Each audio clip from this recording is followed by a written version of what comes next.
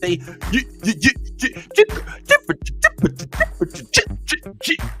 I said, yeah. Let me hear you say, yeah. Let me hear you say, yeah. We getting booted up all over the place. Let's do it. This place. It's like, I ain't gonna lie to y'all. It's good to speak to y'all. It's good to be back broadcasting, doing what we do live. Of course, shout out to everybody following, watching, and paying attention on the X, on the Twitch, the YouTubes, and the Facebooks. We try to actually get Instagram up and running right now as well. If you're watching on Instagram, what's up? Pull up to the YouTube page as well, because the Instagram will be dead after an hour. Don't ask me why, that's their rules. But yeah, it's good to see y'all, man. What's popping? Hope all is well. I ain't gonna lie. Can I tell y'all a secret? I'm gonna tell y'all a secret. I wanted to start the show a little different this morning. I wanted to start the show off with some hypeness. I want to start it off with some dancehall vibe type thing, I don't know, you know what I'm saying? I don't know if y'all ready for it. I don't know if we're ready, Brenton. Bring up the order, bomba! To listen to the hottest sounds. It's the hottest mixtape in the world, and you've got it. Yeah, all right, but I can't do that because we're doing what we're doing right now. Anyway, so what's going on? We got a lot to discuss. Not only is Barbie in the news because for some reason they nominated Ken for an award, but evidently not Barbie and the director. So we're going to talk about it, even though that's not exactly how it happened, but we'll discuss how that works out. In addition to that, we're also going to talk about some of this other stuff going on. Like, did you know that the White Tiger is actually going to be possibly on the set of Daredevil? Let's talk. And there's talk of the Book of Eli coming back to the screen. Let's give you details. Bob Marley, for all of them, done know a big bad man this. We're going to talk about this movie coming up here in a little bit. The Bad Batch is coming back for a final season. All my Star Wars fans, stay tuned. Let's discuss. Did She-Hulk need to get canceled? Is it not coming back? I don't know. Tatiana got some words about it. Let's discuss what's going on with that. The Moon Girl series is returning. Season 2 is afoot, and it's dropping in the next couple weeks. So tune your ass on in, because that show is dope, and it's a family show, motherfucker. So make sure y'all tune on in. This is Jordan Peele's Monkey Man. Did you see Nope? If not, you need to go see it, because that's kind of a precursor to this. Last Airbender finally, motherfucker, is on its way next month in the Netflix catalog, and I'm geeked up. I ain't even gonna lie to y'all, but right about now, man, let's go ahead and talk about some other stuff. Let's leave the show this morning talking about this Barbie fiasco. I am joined by none other. It's your boy, the Real Vince Taylor, and we got Omar in the house. We got Steph in the house. We even got Tippy in the house. Ooh, whoa, buzzer beater. Well, you know what I'm saying? We all in there bed, and we rest to do what it do. So go ahead, stay tuned, and let's get it started. Kick us off. I love the new blurred order. You should too.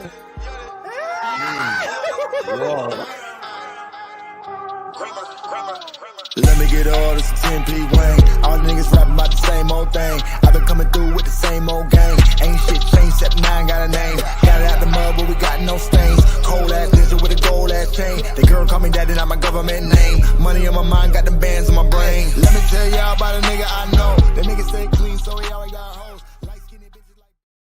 All righty. Good morning, beautiful people. Blurredville, Blurred Gang, what's popping? Hope all is going well. Just want to say shout out to everybody for making it already halfway through the first month of 2024. Let's get it.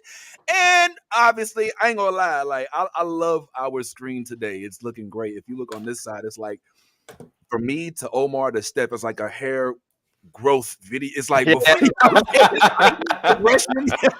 you see it, and I love that. You know what I'm saying? So let's go ahead and keep the love going.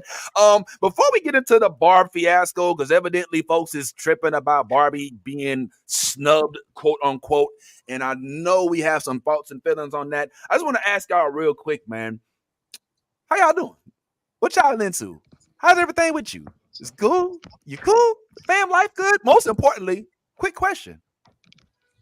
You done anything nerdy this week? If so, what's the nerdiest thing that you think you've done this week so far?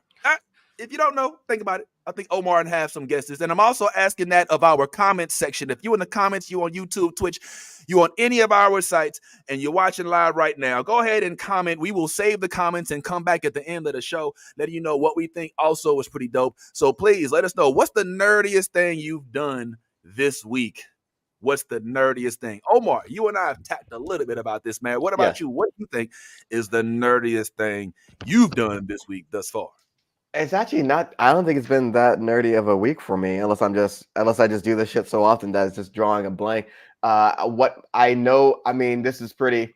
So, all right, when you're making the BNP, when you're making the BNP post, right? What I have to do is I gotta screenshot the tweet. I gotta cut the tweet. I gotta put the tweet in collage so it fills up the screen, and then I gotta think of some captions. But I think maybe the nerdiest thing is I had a post ready. Okay, I had a post ready, and then Jay Jordan posted out. Comedian Jay Jordan was like, they were like, Scott Summers has been radicalized before our very eyes. Like, this man has been, like, my man's in a polycule. My man out here in the forefront of mutants shit. My man, he's being put on trial for mutants. Like, if you don't like this man, like, it's you. At this point, it's fucking you. And he put that out, and I was like, well, this just changed everything I was going to do today. So then I went and I made a Scott Summers. Like, I don't listen, Scott Summers. I love giving credit to folks that need the credit. So I did a whole Scott Summers post, and a bunch of people. It's always so gratifying to be like, yeah, we're here. Like, I hated him as a kid, but growing up is realizing that, like, yeah, he's a great manager. So I guess that's somehow I was going to relate back to Scott Summers. So that was the nerdy thing I did this week. People it was a lot. Scott Summers as a kid? Why? What's the Scott Summers? I hated Scott Summers as a kid. Tell him, talk about it. Absolutely. Well, and it was Omar that converted me, that forced me into seeing Cyclops in a better light. But I feel like it's because when we were growing up with the X-Men, we had the cartoon, and Wolverine was definitely painted as the cool guy, where like Cyclops was just like this guy that was super by the rules, super pop ass energy for the cartoon. And then there was also the Fox X-Men movies, where, again, Wolverine was positioned as this cool guy, stole his motorcycle, trying to steal his girl. And, like, Cyclops was this stick-up-his-ass person. So if you weren't familiar with the comic books or with Cyclops history, you're just like, why is it? We're all fighting for mutants. Why are you such a dick about it? Yeah. But it was just the way that he was presented for the 90s kids. That's the Cyclops that we grew up with. And then for me, it was the beef between Storm and Cyclops, because I'm a big Storm girl. But I didn't know the other side of it, where they also respected each other. I just saw the disrespect, and that was enough for me. So it took Omar screaming in my face for a while. Oh, yeah. I yell at the clouds. Sometimes the clouds are people. That is true. Well, we already know Omar has an affinity for not only Scott Summers, but white men with vision impairment. It's a fact now. We've got it on the record. Not just kidding. Just those two. We know. Tiffy, nerdy things this week. Anything for you, this mademoiselle? My existence is nerdy. So let's go. It's just a nerdy life, and I'm fortunate to be able to live that. But I guess this week was especially focused on Avatar, since that series is coming out. And I've been posting so many videos. I don't know what's happened specifically in the last week, to be honest. But it's kind of a blur. But I don't. It's been a lot of Avatar. I don't know if they dropped also the posters this week, or if that was the end of last week. But there was the first 4 posters of the main cast. Then they dropped the trailer. Then yesterday they dropped 4 more posters of the rest of the Fire Nation cast. So it's been a lot of Avatar, and that's what my week has been. Okay, I'm just waiting to see who they cast as your love in this upcoming Avatar, because that's probably it wouldn't be in this upcoming Avatar, because that's Zahir from Legend of Korra. So we don't even know if there's going to be a Legend of Korra series. But man, all right, cool. That's right. That's Avatar. That's future Avatar. And I just that's the next series. Yeah, I just got nerd checked. And I was very gently. It's just like, oh no, we're not going to see Zahir for a while. We're not yet. And we can wait till we get to the Avatar section to talk about that. Sorry, I'm just very like, oh no, we're not going to, because again, my comments, all these videos, it's all people asking questions. It's like, oh nope, we're not seeing this. Nope, we are seeing that. Nope, this is different. So I'm just very. Nah, set the record straight by all means. I'm appreciated. Steph, what about you? Anything particularly nerdy or the nerdiest thing out of all of the nerdy things that you may have done this week? If and I know you stay busy, so between being a CIA agent and all that other stuff you do, Right, you do seem like a CIA agent. Yeah, you see, yeah. We're broadcasting, y'all. Oh, all right, we put you on that. For me, it was buying the latest issue of Avengers Voices. There's Oh. a story by Utkarsh and Budkar, who I'm a big fan of for his acting and freestyle. So yeah, just being in the comic book store, buying stuff. Oh snap! And this is in your neck of the woods, or did you try comic book frolic as you traveled? Because I know you all over the place all the time. I know it was in Jersey. It was Jersey this time. Yeah. Okay, Jersey, the Garden City of comics, the Garden State, excuse me, of comics. Yes. All right, cool. Well, that's dope. I'm not gonna lie. I was fortunate to be able to do something particularly I consider nerdy this week, and I would like to share it with you. I told y'all I'm a music nerd, right? Like I love scores, huge John Williams, Howard Shore, Michael Giacchino, Hans Zimmer. But last night I had an opportunity to go and see the Lord of the Rings Symphony in person at the Dr. Phillips Arena. Took the wife out there, and it was something I would certainly encourage anybody who's never been to a symphony or orchestra to. If you love the musical score, just imagine watching your favorite movie without the score. And Lord of the Rings had like Annie Lennox, Enya, Howard, all these folks involved with it. So now I'm watching this, and the movie is playing along with it. You know what I'm saying? So it's like watching the movie with a bunch of Lord of the Rings fans. There were people cosplayed. There were black fays. There were elves. It was so cool, but we get to dress up and go with a bunch of grown, mature Lord of the Rings fans and hear the music as it's being played. Now, Lord of the Rings music isn't just like, violins and a bunch of strings. They have voices. They have choirs. And to see them doing it while like the orcs and the Uruk-hai are like running up and down freaking Isengard, it fucked me up. And I'm gonna admit something to y'all that I probably wouldn't admit when I was younger, but I had to keep wiping my eyes because I kept finding them watering for some strange reason. Maybe it was the climate. I don't know what it was, but it wasn't emotions. I could not stop my cheeks from being wet because it was such a surreal moment for me watching this shit. I never would imagine. And I could just hope that if y'all get an opportunity, maybe sometime you'll be able to take advantage of what I consider to be one of the best spectacles I've had a chance to witness. It reminded me, I was thinking about Tiffy a little bit when she got to see Haley in person. Yep. You know what I'm saying? Like that spectacle, like it's different when you see something on TV or when you like watch it. Like when you see it in person, like there's something inside of you that's like, whoa, this shit is happening right now, right? Like, am I tripping? Oh, especially live music. Like you feel like you literally are feeling it in your body. You can't help but to. And then when you're surrounded, I love that when you're surrounded by nerds and you're just like, this is the nerdiest shit ever. And I'm surrounded by other nerdy people too. We're all in this together. Yo, yeah. Because they have those in Hollywood, and they do. Darth Airbus, you're saying I want them to come to New York. They might, because those things are pretty popular, and I'm happy more people are hearing about them. But they have them in LA, they have them in New York, just for like different titles and things. So yes, it is super nerdy, and it's super just like, what the fuck? This is so great. I'm having so much fun right now. I feel like more people should have those experiences. Yeah. Yeah, man. I honestly, I'm not gonna lie. I could talk for hours on it, especially on the Lord of the Rings concept. But we're not talking about Lord of the Rings today. Hopefully, at some point in time. But definitely would love to have that conversation because it's one of my. I ain't gonna lie. We could just talk about stuff for funsies because we like it. I mean, I would love to. My fear is that me bringing up Lord of the Rings. I'm not sure you guys is. Are we LOTR in this room? Do we rep for the Shire? Are we Middle Earth? I don't think that everyone has to. You like it. Your passion about it is also going to get people that haven't seen it interested. I haven't seen not a thing of Lord of the Rings. I've never seen Lord of the Rings, but you talking about it, you talking about the music and the people running. I didn't know what the fuck you were talking about, but you saw me. I was with you, and you were okay, and you were doing all the music like that. I didn't know what the fuck what you were talking about, but I was with you. So you're nerdy for that. You got to get us on board. We'll be there with you, nigga. The fuck is the podcast? I wish we could talk about it. Then talk about it. Because my biggest fear is sometimes I find myself going into the void and I look up and I realize everybody done tuned out because they're like, I have no idea what he's talking about. But I'll give this quick synopsis.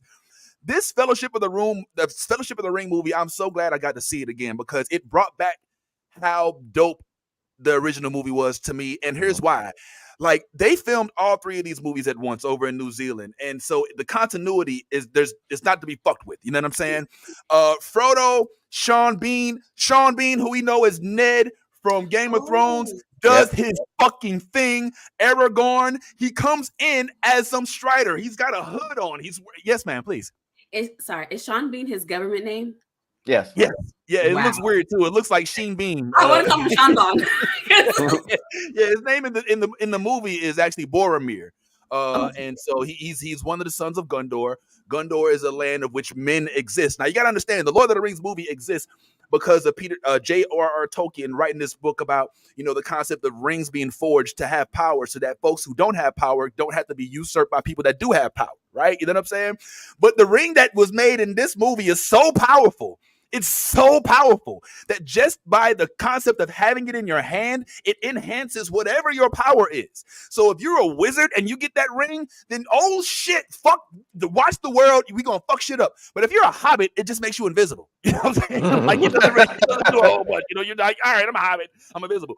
So they're like, the best way for us to get rid of this, like the threat of having a ring that could potentially fall into the wrong hands, is to kill it. Let's burn the ring in the Mount Doom, where it was forged in Mordor. And once we throw it away, we don't have to worry about it because nobody else is gonna make no evil ass ring. But the problem is, men are so evil. They're like, yo, well, why don't we use the ring for good? You know what I'm saying? Like, is it really that bad? We got a lot of problems. Like, no, you can't wield it, bruh. Like, nah, I can do it. But every time the men are trying to, they're like, nah, I got the ring. I'm gonna make the world better. And they end up fucking up shit. So, like, we need to kill this ring. But everybody's like, nah. Yes, ma'am, please. Have they tried giving the ring to a woman? There's a kick-ass lady who you will like. In actuality, in this show, the problem isn't that the ring should. The problem is that the world of men, as they say, is corrupt, period. So a lot of women, the woman, which I don't know if you consider she elves women, like, I don't, from a race standpoint, you know what I'm saying? Like humans and elves, but they did, Galadriel, who actually the show Rings of Power on Amazon is about, she is in this movie. She was originally casted as Kate Blanchett, you know what I'm saying? And she I've seen her picture. Yeah, she at one point in time is offered the ring by Frodo, and she's like, you're just gonna give me this ring, like, for real? And she's like, well, if you gave me this ring, then I would be a queen, a dark queen who would rule on. And she was like, holy fuck, okay, all right, no, I can't have this ring. I have another solution. Have they tried giving it to a black woman? All right, I think you've delved into one of the major problems of this world, which is that there are no black people, unfortunately. Unraveled it already. Didn't even have to try. Yeah. They did try to rectify that in the series, but in the actual the movies, there was not one person of color, as I recall. Now, we can have a deep debated discussion on that. Well, there is the brief appearance of some brown villains. They got a tribe of some brown people. Oh, well, yeah, there's the orcs and the Uruk-hai. But I mean, I don't know. I don't know if they let their hair grow out, if they would be afros, any of those particular creatures. Either way, though, I would have liked to see a person of color represented in Lord of the Rings, but that's a whole other topic. Point anyway, the people cannot have the ring. Men cannot have the ring. Anybody who gets a hold of this ring will be tempted by the idea of overwhelming power that can take any land down whenever they want to. And so the objective for this movie is to get rid of this ring. They're like, yo, fuck this ring. And so they start a fellowship, which consists of 4 hobbits, 2 men, Aragorn and Boromir, an elf, which is Legolas, played by my man Orlando Bloom, and then Gimli, who's and one of the other things that's, oh my god, I'm geeking out too much. I'm sorry. One of the things that's so dope when you rewatch this is how Peter Jackson had to like film this, because he's got like 6 foot tall people playing dwarves, so he has to like film their face, and then he'll have a stand-in during the scene, and then like Elijah Wood, who plays Frodo, the main elf, like he's not in the scene, but he shoots a different scene with and remember, Ian McKellen is Gandalf, so this is Magneto playing Gandalf. So now Ian McKellen will be in a scene with Frodo, but Frodo will be played by like some short, by a short person. I'm saying that wrong. A little person, excuse me. But then it'll be another scene with Frodo's opposite Gandalf, but it'll be a tall person. But then they put those scenes together in the movie, it looks seamless. And then the next scene, they'll be in the same shot together. You're like, well, what the fuck? Like, it's, oh my god, like it's just an overwhelming sensory overload type of. Oh my god! And it's just the first movie, and the first half of the movie is just them getting together. They're just getting together. The second half of the movie is what happens when they get together, and the fellowship fails. It fails. Like they don't even, because as soon as they get together, the men are like, one of the men is like, "Let me get that. Let me get the ring." And now Frodo learns from Galadriel. He's like, "Nah, bro, you can't. This fellowship shit ain't what it's it ain't the shit, because one of these motherfuckers, it's going to break up." So as soon as she says that, the dude tries to take the ring, and he's like, "Nah, fuck it." So little Frodo, little 5 foot Frodo, got to go all the way to Mount Doom. Ain't no cars, no airplanes, no trains. These motherfuckers are walking on their hairy ass feet all the way to Mordor. It's like a 2-3 month walk. You know what I'm saying? And they got to go through all these enemies. Look, I could talk all day, like I said, but I would recommend just watching the first 3-hour movie. Report back to base 0800. The first 3-hour movie. You know what? That's content, because I've never seen it. And don't let me. There's a Lord of the Rings cookbook. I'll prepare the meals from it, make it content for the cookbook club, make it a whole thing, have a watch party. I would love it, yo. I listen. I'm game. If I could be involved, by all means. But let me tell you, I can honestly, like, yes. Yeah, please. If there's anybody out there casting doubt on the Lord of the Rings like saga, and like how dope it was, minus the fact that it was absent of people of color, which I definitely wish was the case. But they're trying to update it with the Rings of the Power, which we also have a Rings of the Power guest scheduled to come on our show once it airs. Yes. It's already been solidified as of last year. One of the main characters, Tanya Moody Grace. What's up, Tanya? Good to see you. She watches. So thank you so much. But yeah, I literally was like, in both eyes. Sometimes I can get away with like, all right, man, but like both eyes, I was like, oh my god, she's singing this. When she's saying the Council of Elrond, she's saying it. They sang it in person. Like, I was like, what the fuck? This shit is happening. And when they got done during the credits, she sang "May It Be." May it be the midnight sun. All right, see y'all ain't about this. No, but I'm gonna watch it and I'm gonna be like, oh, may it be the midnight. I'm gonna know the song. I'm gonna know exactly. Oh my god, y'all. I'm gonna turn. Okay, so two points. One, to go back, I didn't get it in time, but when we were talking about movies and music, the New York Philharmonic has done Black Panther and Into the Spider-Verse. So I will let you know. Yeah. Okay, all right, that's one. You say there's two? They've done Black Panther and they've done Into the Spider-Verse out here with orchestras. Bro, yeah. Listen, let me tell you something. As you get older, let me say this, and then I'll finally move it. I done got myself all sweat. I done got all worked up. Goddamn. Hey, that was my first point. I have another one. Okay, go ahead, please. That's what I'm saying. I'll say you the second one is, since you have never asked me about Lord of the Rings before. You have my sword and my axe and my bow. I've seen all of the movies. I can talk about them extensively. You just never asked me that question. Now I know it is uncharacteristic for Steph because there's no black people. Damn.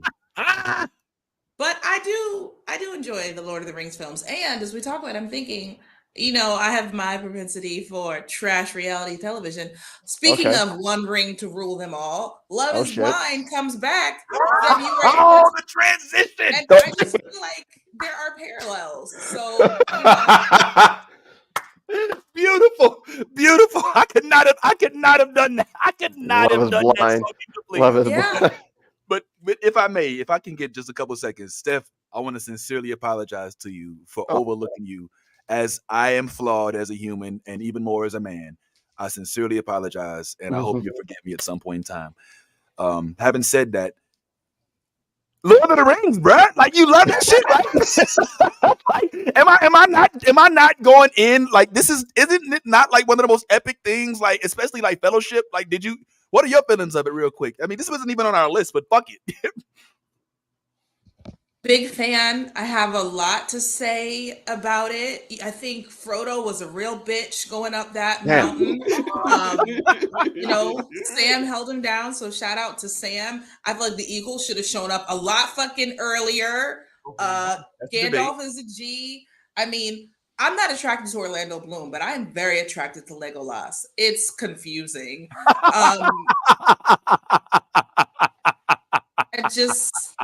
I'm a huge fan of, I don't remember her name. I don't want to spoil it, even though it's been out forever. But the lady at the end who, Tiffy, there's a moment where they acknowledge the like phrasing of man versus woman and how that's very central to an important prophecy. That's one of my favorite moments in the film. Yeah, I liked it. Nice. Do I have to watch? I mean, and I will watch them, but do I need to watch all of the Lord of the Rings in order to watch the one with the black people, the show? No, you won't. You don't have to, but it won't make much sense if I'm being honest. Okay, I just like to have a scope of if I'm gonna binge watch a series or hyperfixate. I just got to have my listicles prepared. You can read up on it, but it'll be more fun if you watch the movies, but you could get away with not doing it. Yeah, I'm with Steph on this. Like, I agree. Do you have to? No. Will it take away from maybe the comprehensive aspect of where the stories continue? Perhaps, but you'll still get just. I'll be honest. As much as I love Tanya Grace, she's going to come on here. The shows are great. They don't shine a light to the movie at all, but they're good continuations of them, and hopefully they continue to progress in that arena. I and also keep in mind, this is kind of Star Wars-esque, Tiffy, because Lord of the Rings has Fellowship of the Ring, then Two Towers, and then Return of the King, and then have a prequel. 3 prequels that are called The Hobbit, starred by Martin Freeman, as we know, who's the only white man in Wakanda forever. Yes. Okay, so I recommend, if I was to recommend how to watch it, I recommend doing it in the cinematic form that it was released. From Lord of the Rings, Fellowship of the Ring, all the way through the last installment of The Desolation of Smaug, which was Hobbit. Oh my, when I see myself on screen saying this shit, I realize how weird I am. Holy fuck, like God, I didn't realize I knew all this shit. You know what I'm saying? But I love it. I fucking love it. I couldn't wait. I would love to hear. And Tiffy, I also would love to see not only you, but Steph, start to embrace the Black Fae Day movement that they've been putting in all of these cons, especially the Dream Cons and the Blur Cons. I've been embracing that. There's a whole every week you prove more and more that you don't check in with what we do or who we are. Nigga, there's a sparkly butterfly in my hair right now. I was there for the first Black Fae Day. Like, you're insulting me. I see. No, you're just. Oh my God. Go. I saw it happening. I was like, wait. No, Tiffy, no. Tiffy, please don't go. You disrespected my name. Listen, she's telling you right now. It's like, don't speak to her of the old magic. She was there when it was written. She was there. Okay, all right. Well, listen. All right. Tiffy, I'd like to sincerely apologize. Man, I'm fishing them out this morning. It's losing its punch. It is. Hold on, Vince will go back and he will see the posts and then like those posts and say like, oh shit, he'll just go back and he'll revisit them there, and then you'll see, you know what I mean? It'll have him.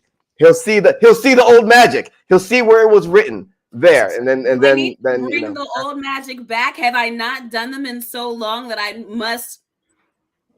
No, you've done. He can go back in time. That's him. He's a time traveler now. He got to go back in time for that. Hold on, man. Yo, I need you to be a lot to talk about today. Do you know who I think I am?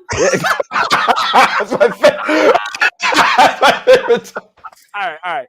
I'm going to go ahead and propose that we start having some kind of flashback segment, because there's some old stuff that I would love to talk about. I am devastated that I was not a part of this show during the height of Lovecraft Country, because that's my shit. I can Lovecraft for hours. Beautiful gowns. What? You just beautiful gowned in my shit? Will said that. That was Will's comment. I just say shit that was. But yeah, beautiful gowns. Lovecraft was not I'll come for back. me, but that's just no, hold on. That's because I am not a horror girly like that. So it was an amazing show. It was beautiful. And at that time, I was running the weekly Twitch show where I sat up and talked about it with 2 other people. So I watched it, I analyzed it, and then the whole time I'm just like, there's no sparkles in this. I have not seen near one bit of pastel. So, oh man. I will tell you the one part, and then I'll tell you the one part where it was great. Cried the first 3 episodes, like it was dope. When they did the whole Indiana Jones thing, I'm like, all right, this is cool. Then they figured out that one puzzle, and then I could just see somebody throwing that makeshift ladder down. That's where that did it for me. I was like, like you did all the moving stones, all this shit. Then this little rickety rope ladder comes out. Like, no, okay, that shit. And from there on, I was like, all right, you know what? This is beautiful. The gowns are very nice. It was Balenciaga they're walking. That's it was really nice. But it's dope to see that a flashback thing is dope. But like, we're flashing forward to Barbie. Yeah, you know what I mean? Listen to my man. I love it. And as much as I do love Lovecraft, and as much as we could do a whole show on that, especially hearing how these two feel about it, with regard to how we feel about it, Steph, it is yet to be said that it is a little, unfortunately, outdated, and John is giving us a reason to have trouble watching it now. Why so didn't you just take the gift of that transition and move it on to the I'm in the middle of it. I'm in the middle of it. And hold on. What we say at the end of every show? Be your authentic self. You want me to be inauthentically short-winded? Because I'm not, right? I'm a long nigga. That's what the fuck I do, and I hate it, but it's who I am. You know what I'm saying? So we have to encourage you to be your true self and go on a 20-minute tirade that we loved about Lord of the Rings. Don't act, well, this is who I am now. Can't help it. He's just so Ken. Even though we couldn't do it with John. He's just man. We definitely have an issue with the Barbie movie, which is currently under scrutiny by the Oscars is being put under scrutiny because for whatever reason they decided that only Ken was going to be nominated for Best Actor or Best Performance in this particular movie. Now, if you saw the Barbie movie, you would know that this kind of plays directly into the plot line of the Barbie movie. And it's kind of almost, and this is literally the definition of ironic, that this is actually happening. Now, I have seen a lot of different posts about this. I've seen a lot of different comments, a lot of different takes. And I was just curious about how our panel feels about this, because honestly, I think it's a little more complex than what it's leading on, just the headline. But it is still something afoot. Am I tripping here? Or, I mean, Omar, you probably got some opinions, and Tiffy, I'm sure you do as well. Let's go in that order. What's your thoughts about this whole fiasco, if it is even that? You know what I mean? See, look at the underlying problem right there. You go to the man first. You go to a man first about it, like in the part. Listen, look at how the man has infected you. Look at how misogyny has infected you, sir. You misogynoir, sir. Nah, you see, but that's the problem. Look at you. Look. That is the problem in and of itself, the systemic problem of misogynoir, sir. So what I'ma do is I'm gonna be quiet and I'm gonna pass it over to my sister. All right, fellow sisters, please. I'm gonna pass it over to y'all first. Thank you for cleaning up on aisle 3 for me, bro. Appreciate it. That's funny to me. A lot of cleanup today. What's up, Tiffy? America Ferrera was nominated for Best Actress in a Supporting Role. So, like, let's upfront kill the narrative that only Ryan Gosling was nominated for an acting role, because that's just not true. A whole brown woman was nominated, and I want to say that is it her first Oscar nomination? I would say so. It's huge for her. So the fact that a lot of this gets overshadowed for 2 white women not receiving those nominations. Now, on like, I loved Barbie, which is another reason what, like, I don't know, that was such an interesting choice to go over to Omar first. But I loved the Barbie movie. I am obsessed with the Barbie movie. And when it was first announced, I too was surprised, because just for a number of reasons. How can this movie be celebrated for doing so much, just in terms of numbers, and it not reflect that in the award nominations? That was my initial thought. But then looking at what they were nominated for, because before she came on to the project as Barbie, Margot Robbie was on as a producer because she was just passionate about the project. So she eventually was cast as Barbie because she was perfect for it, but she is nominated as a producer. And I believe that Greta is too. I need to double check on that. But these women have both been nominated, just not for director and not for lead actress. So I think a lot of this conversation is getting misconstrued and kind of twisted. Not to say that there might not be some underlying problem with the Academy. We know that the Academy is weird, but it is not this very stark black and white issue of they're being snubbed as women and that's it. No, one, America Ferrera has her nomination and that is huge. So like, where's that narrative? How is a brown woman completely being erased in this? And the other one is they are getting their dues as producers of the film or executive producers, because it's up for best picture, something like that. I have to look that up. But I feel like that's the first thing. So much being ignored in this conversation. Well, underscoring that, they did get the nod for best picture. I've been reading a lot about white feminism and the exclusion of America Ferrera to focus on Margot Robbie not getting the best actress nod. But honestly, I saw the movie. I thought it was good. It didn't hit my heartstrings the way that it did for some people. I didn't feel like it was life-changing, but it was good. It was cute. And I understand why some people really related deeply to it. I have no problem with it not getting the best actress or best director nod. I will say what I think is the center of the controversy and is weird. It's weird that in the movie with this message, Ken got nominated and not Barbie. I love Ryan Gosling, but I feel like they should not have nominated Ken if you're not going to nominate Barbie. Just don't do it.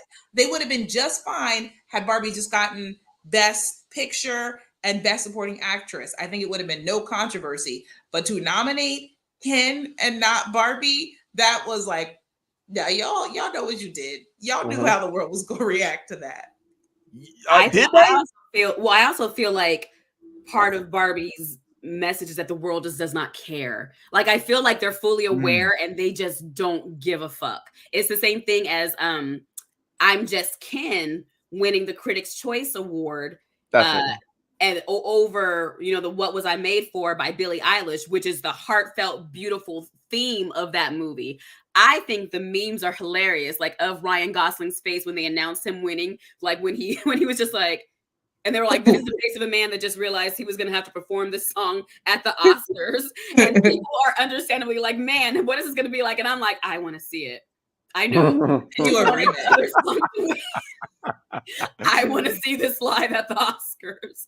I hope they don't mess it up like they did. We don't talk about Bruno from Encanto that one time. That was so bad. But very bad. I know it's bad, but I'm just like, I do want to see I'm Just Ken live in person, like musical theater status. We have the opportunity to do something really great here, people. We might as well.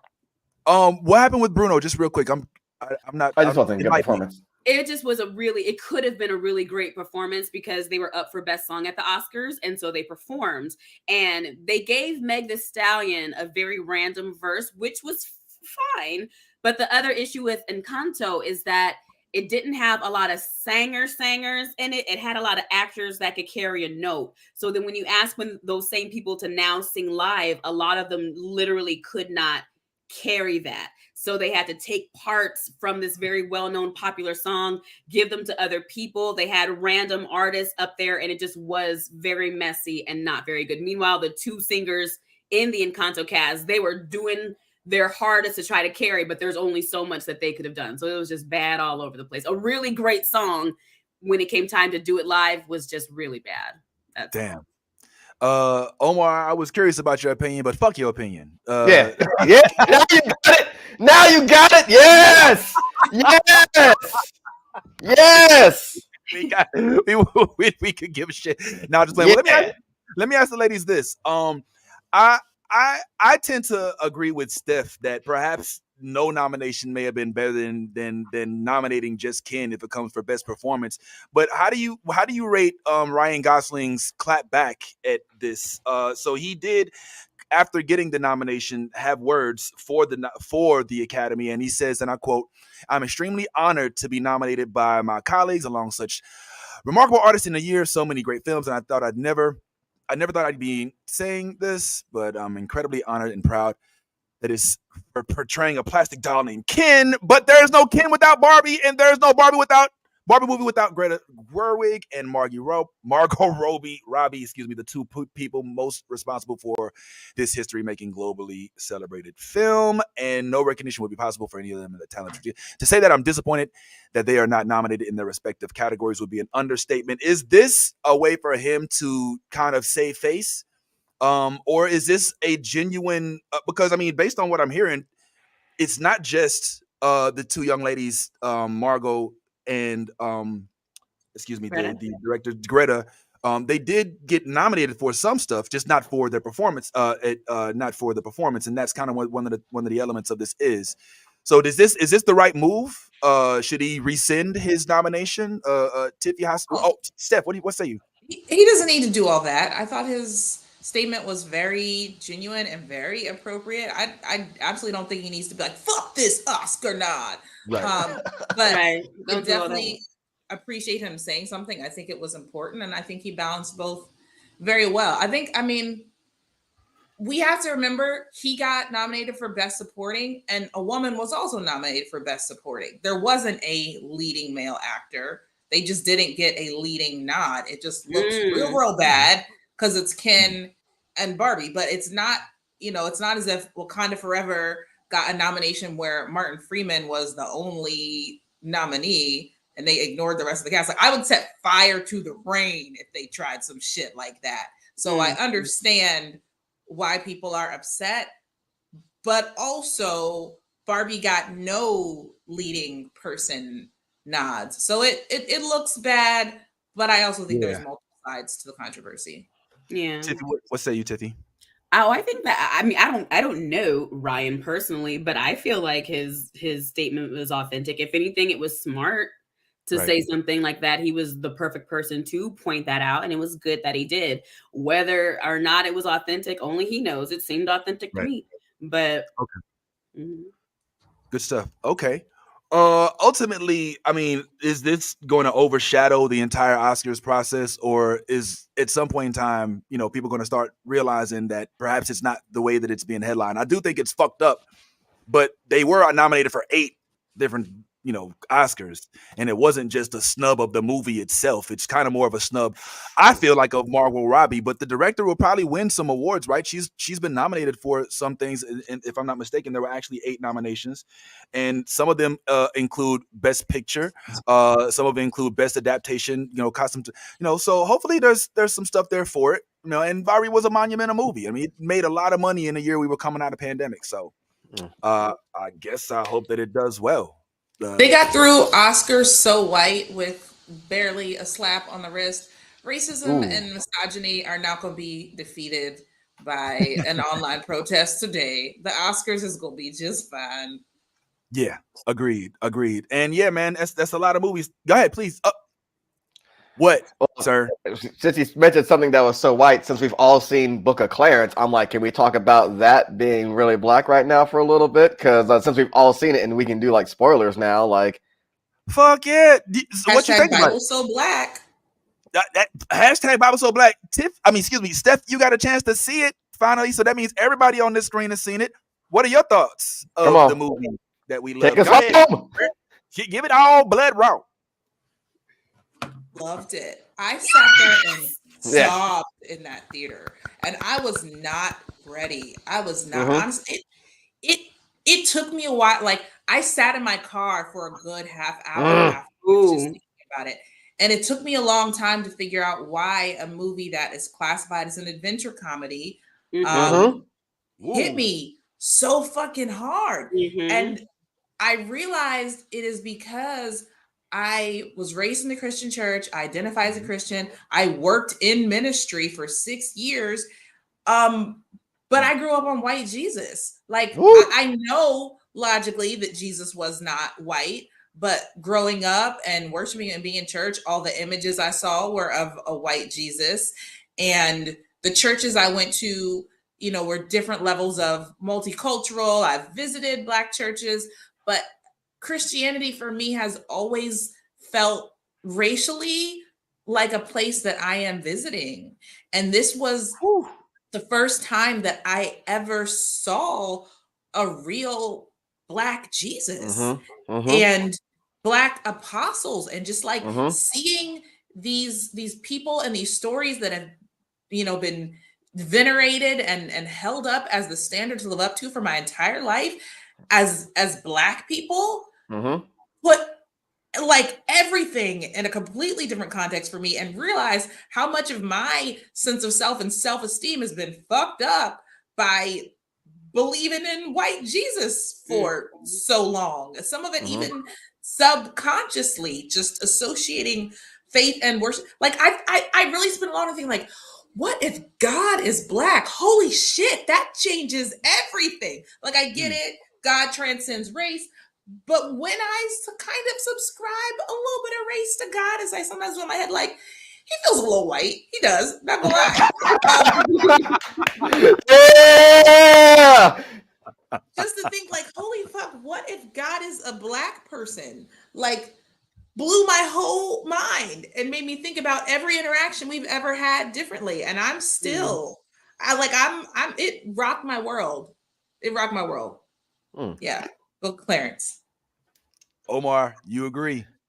Oh yeah, because I'm not going from someone that's like raised in the church one. Now to me, I mean, my mom had me. Listen, I used to argue. I don't know if I said this the last time, where I was like, I saw my mom step over my brother because when he couldn't live with us, she stepped over him to wake me up to go to church, and I got up and I saw it. I got up. I was like, why do I have to go? Oh, you need to go. I'm like, why? He needs Jesus more than I do. Why do I have to go? Oh, he wasn't really raised with us. He got edge him and fuck. And I didn't say it, but my energy was, screw that. It's like, it's communion. You gotta get communion. I can get my own damn juice and crackers. She loved that story later on. She was like, you thought you were really funny then. I'm not a church dude. I've never been. I'm not for me. Whatever. Give me whatever my original people's religion was, and I'll do that.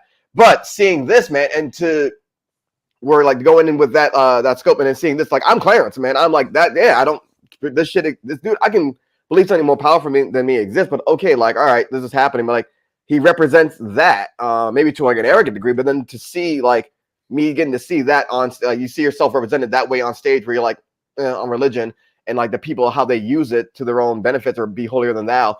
But then getting to see like everybody, I don't know if I've ever seen everyone Black. It's so different seeing like John the Baptist as Black, Judas as Black, Thomas as Black, all these apostles. It's something so different. And I feel so bad again, like the folks are like, oh, this like I feel like the messages gets fucking lost. Like, oh, is this a mockery of this? Like, oh, he walks on water and shit like that. Where Tiffy is the one that told me like, well, there was another time where someone had walked on water where this had happened. So like Jesus did it first, and Jesus made it hot. So what's the problem? And Tiffy, I forgot what was everyone kept calling it blasphemous. Tiffy was like, that's the point. It's supposed to be that. That is the point. Clarence doesn't believe. Talk him through it. Here we go. Because I think that we have the same issue where this movie is so great. And Steph, I'm so happy that you walked away with like a positive experience. Yes. Because it feels like some people are getting up and they're so grossly misinterpreting this movie and then influencing other people like, hey, it's blasphemous, so you're not going to like it. When it's like, I'm not sure how you I'm not sure how you took that message away from the movie. I'm not sure how you interpreted that when interpretation was not necessary. They told you everything you needed to know. There was no mystery involved. I don't know why you busted out your spyglass. So that to me, they're trying to figure out things. They're solving puzzles that were never scrambled up to begin with. Clarence is blasphemous. That's the whole point. Him pretending to be the Messiah is a great big insult, and that's what makes his character arc towards the end as someone that doesn't just believe but knows that the Messiah exists. That's why it matters. Jesus did, and Vince, you know this, Steph, you know this. Jesus did use somebody else walking on water as a way to prove himself. That is not blasphemous for them to have Clarence go through the same thing. That is not the issue. Wasn't it Peter on the boat? And he said, Peter, step out onto the water. Keep your eyes on me. So long your eyes is on me. You're not going to. When Peter took his eyes off Jesus, that's when he began to sink. Don't bust out this right here, because and it's coming from people that claim to know the Bible so well. So it's like, how are you walking away with this message or saying that, one, if you think it's blasphemous, it's because that's who Clarence is, and that's the whole point of the movie. And two, I've seen people say, do you think, someone asked me on my video, do you think that Jesus creating a fall guy is what people are upset about or something? I'm like, no, the white Jesus was not Jesus creating a fall guy. They tell us in the movie that he's going to have his own crucifixion and his own death.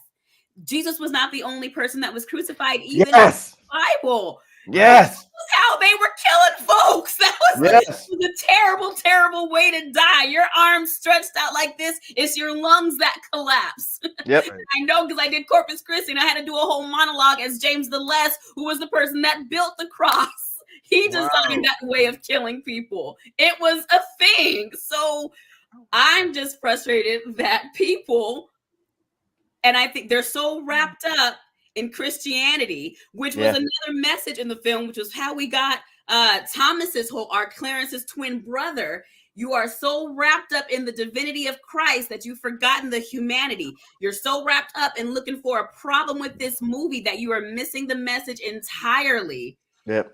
You can't, and this is not to say that people don't have valid feelings about it, but when they explain the reasoning behind it, it's like, oh, that's where we get back to, how did you walk away with that message? People really need to just see it. I walked in thinking like, all right, they might do some disrespectful shit, and you know what? I'm okay with that. But honestly, their depiction of Jesus was so incredibly respectful. Yep. I'm gonna tell my Black mama to see it, and she is the type of woman who regularly stops mid normal conversation to verbally thank Jesus for anything. Wow. Okay, if this woman, I feel confident, can see it and not want to come out swinging, like people really need to understand Clarence's actions pretending to be a Messiah are shown as him being a charlatan, as him having self-interest. Yep. Right. And the character, way that they portrayed Jesus in the film is so kind and loving and genuine and authentic. There's no, like, he's not twerking. He's not like doing weird stuff. Like they could have done a lot of stuff to be like, how we're making a mockery of Jesus. Right. But they did not. They The things that were the comedy that they made a mockery of were the fictional characters that, I mean, you can say they're all fictional if you want to, but the ones that did not appear in the Bible, the people who actually appeared in the Bible were portrayed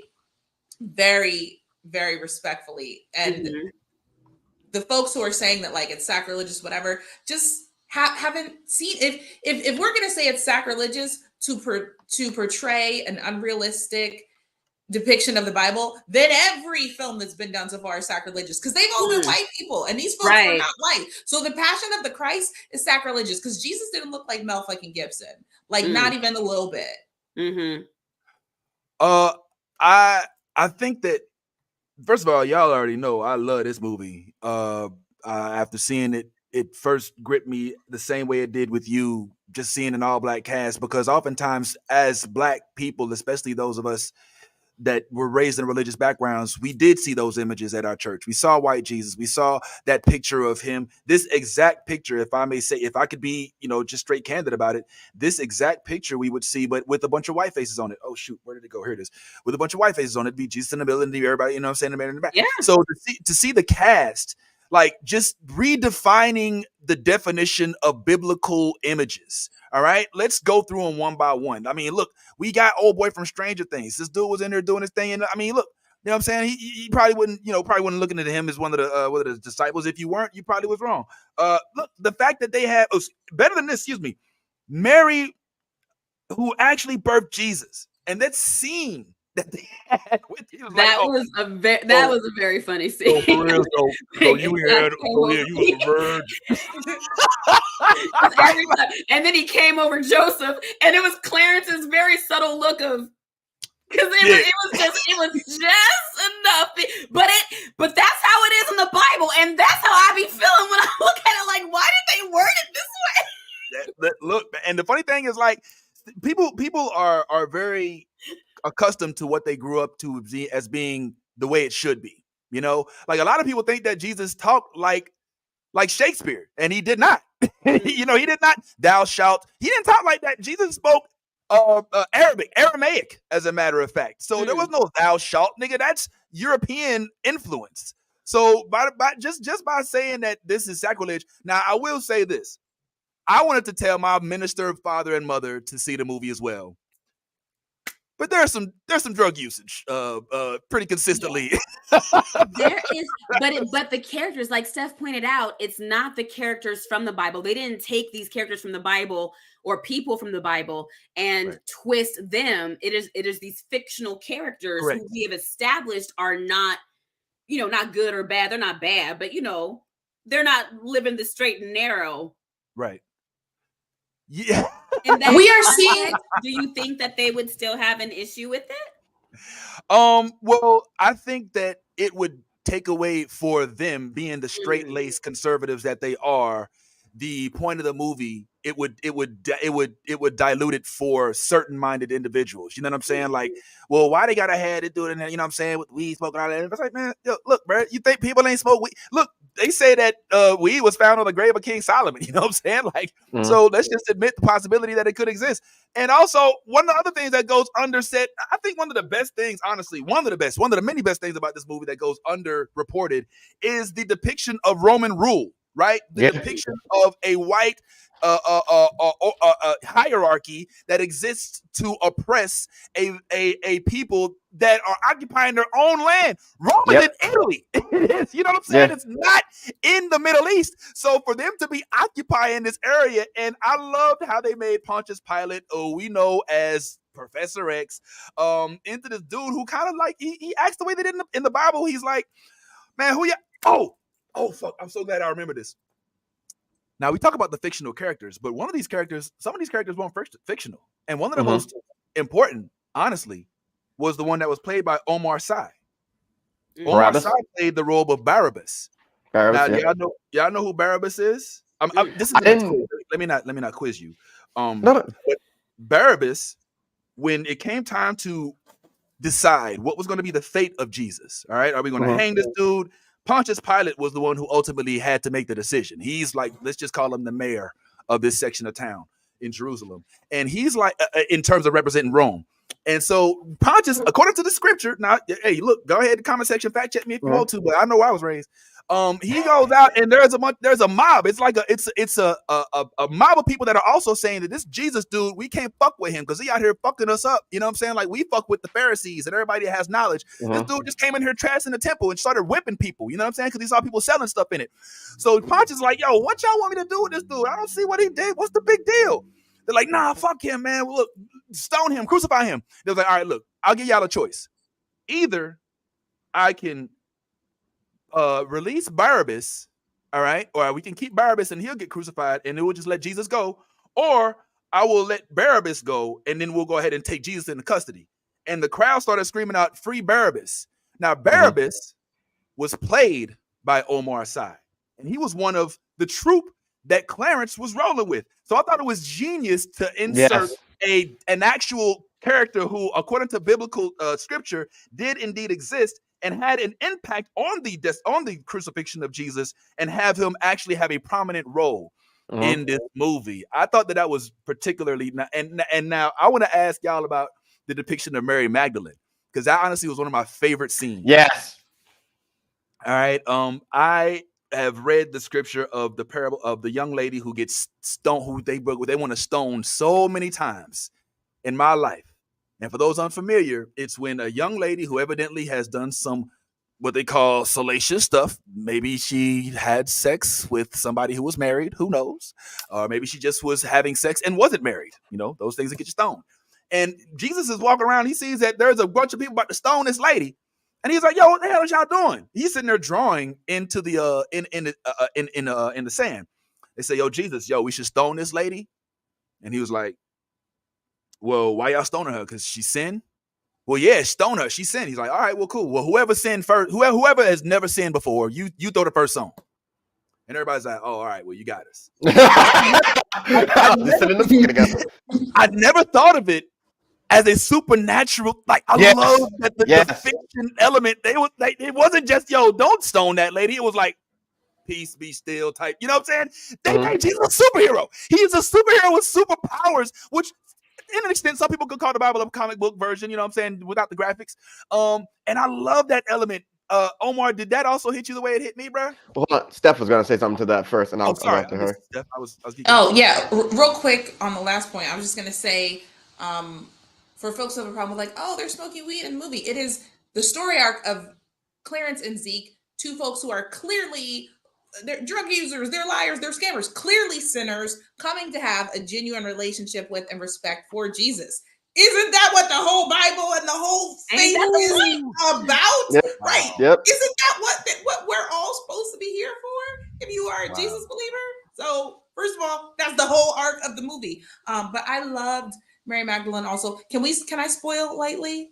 Yeah. We haven't seen it. Yeah. Whew, so the first time I teared up was when they were stoning Mary Magdalene and Zeke went and covered her with his body. To see a Black man doing that for a Black woman, being willing to risk his life and literally cover her with his body as the crowd was throwing stones at her, was really powerful. Yeah. There's so many. Yes, please, Omar. Oh no, that one with Zeke was Elijah was the one, Clarence's boy, RJ Clinton.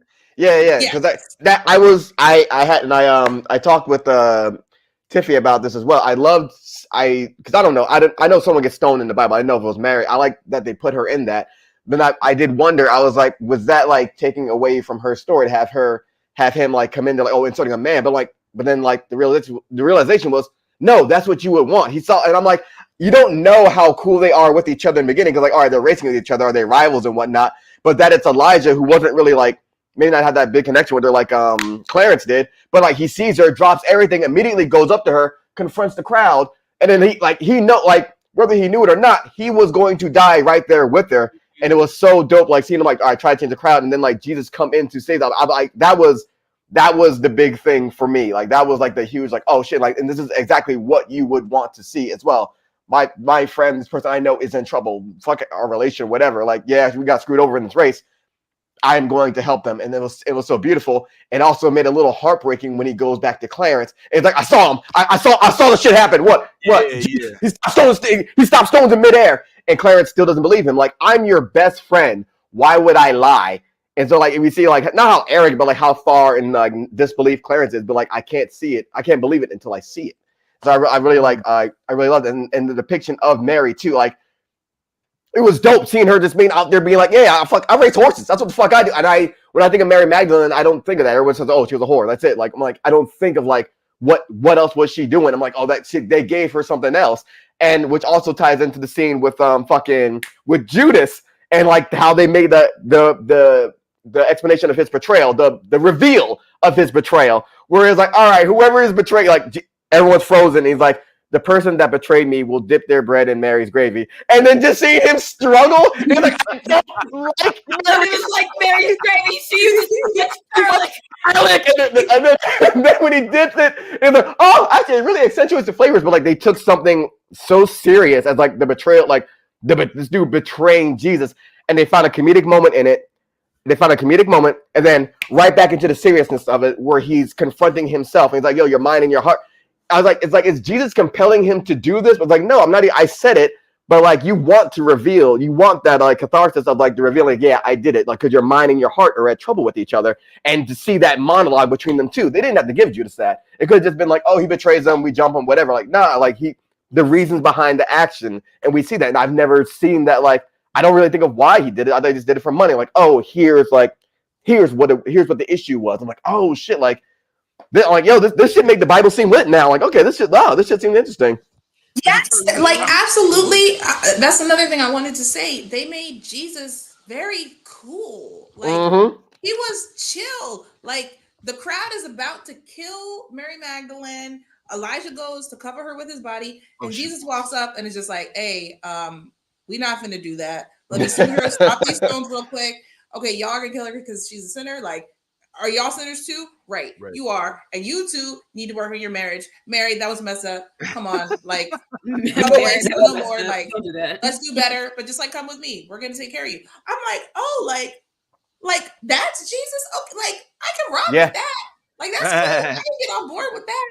If you switch the publicity campaign to make him seem a little bit more like that, I think a lot more people would be like, it's not so much Jesus, it's his fandom. The fandom is out of control. Yes. Like with typical, like I feel like Jesus was a real cool dude, and then people came along and trying to speak for Jesus, and Jesus like, I didn't say it. I didn't say that, and I didn't say it like that, and that's not even what I meant. So why are you speaking to me like that? For me, it was how they set up the shot of the Last Supper. Like I did not see that coming. You know, they were all at the separate tables, and then when they froze, like right before it happened, when they froze and it brought the camera down to the front, it looks like they were all at one table. I thought that shit was genius. That was such a genius shot. Even them, like there are so many moments. This is just a great film. The representation of them like smoking and literally floating up, and that like, themes and moments in this film. It's a beautiful film, and people butchering the message is just like, oh, I want better for our people. I want my people to be free, man. That's all I want. First of all, to speak to one of my favorite parts, materialism. And these motherfuckers are floating and shit like in real life. And then he starts hitting it to it. He's like, "Hey, what's up, man? You ain't gonna come up?" You know what I'm saying? Like, nah, man. You know, like you can tell like who's high because they're literally high. You know what I'm saying? Like, come on, get the fuck out of here, man. But also, I want to say that this is not uniform to Book of Clarence. All right. Like there is a certain sector of society that will view anything that does not stay in the line of main Negro musical spiritual is going to be. Let's not forget there was almost a campaign to kill the Boondock Show because they used the N-word, and also because of the way they depicted the Martin Luther King in an episode. So I'm not saying those are the same ilk, but every now and then when black creators venture outside the mainstream you know, because we were brought over here as slaves, and then we were taught not to have our own language and our own religion. Now we have their language and their religion, and anybody who veers outside of that aspect of that reality is met with chastising or met with some sort of opposition because it doesn't fit the narrative that we already have. And I want to put an end to that, which is why I'm glad we get movies like Book of Clarence. I'm even glad that we've got a guy like Jordan Peele who's brave enough to put out a movie like Monkey Man. Man, listen. Nuts! Man, listen. Did you guys get to see the trailer for that? I didn't see the trailer yet. I want to hold the trailer for the end of the show. So don't go anywhere. For those of you all who are sticking with us, thank you so much. And once again, I just want to shout out everybody, man. We doing good on the numbers today. Shout out everybody who's watching on Spotify, listening on Spotify, Apple Music, as also our iHeartMedia, and those who are watching right now on Twitch, Twitter, or X, Facebook, YouTube, and those who watched on Instagram. Appreciate y'all as well. We are now being joined by one other gentleman who also saw the Book of Clarence, just fresh off of the well, looks like maybe a game or something. My man Ty Bricks in the hit house. Ty, hello. What's going on?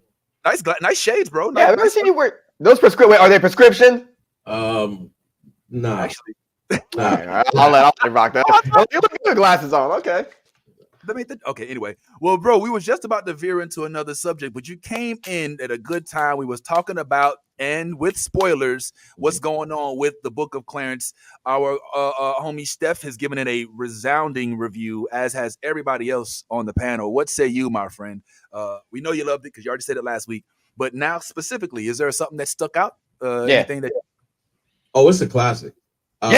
It's up there with Minister Society, Boys in the Hood. Oh wow! Oh, absolutely, it's a classic. I actually watched it again yesterday for like the third time. Come on. And each time I watched it, I was so just the cast. First of all, let's give a big round of applause to that cast, because to pull it off the way that they was able to pull it off. Listen, at this point, I expect black films anytime it's a black film to come under scrutiny. I don't listen. It is what it is.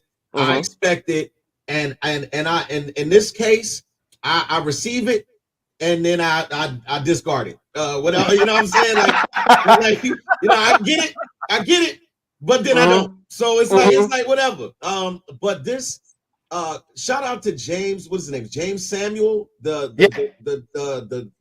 director, the behind the scene, the writer, the behind the scenes vocalist in most of those shots where you're hearing these funny little songs that he put together and everything like that. Oh yeah, that went with the scenes. Yo, this, like, for me, when I started watching all of the scenes with them getting high, I was high. So I was like, I needed some representation on on film, and I got it.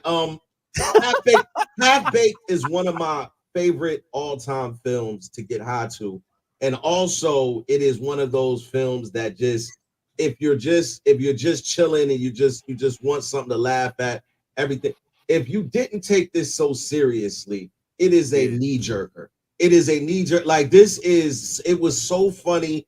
It had just enough drama to where it wasn't so serious that you would get caught up in that whole argument. Well, is this sacrilegious or not? That, like, it was never meant to be taken so seriously, people. Right.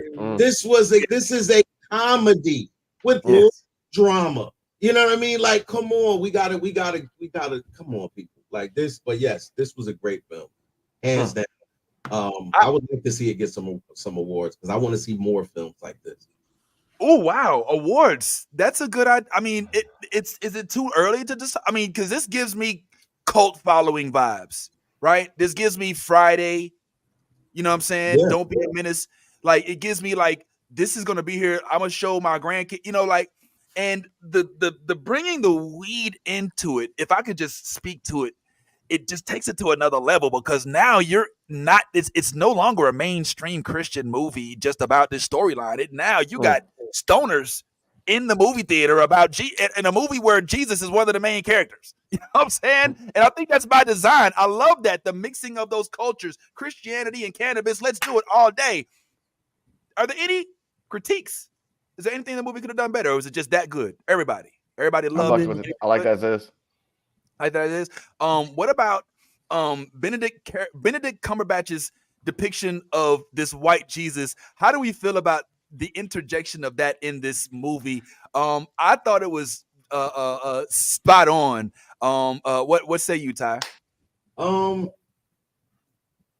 Just because of the most recent things that came up with Benedict Cumberbatch. When it comes to his family, and what they were, kind of made their fortune on the backs of slaves, I wouldn't necessarily think that. I mean, I don't have a problem with Cumberbatch. I think he's a great actor.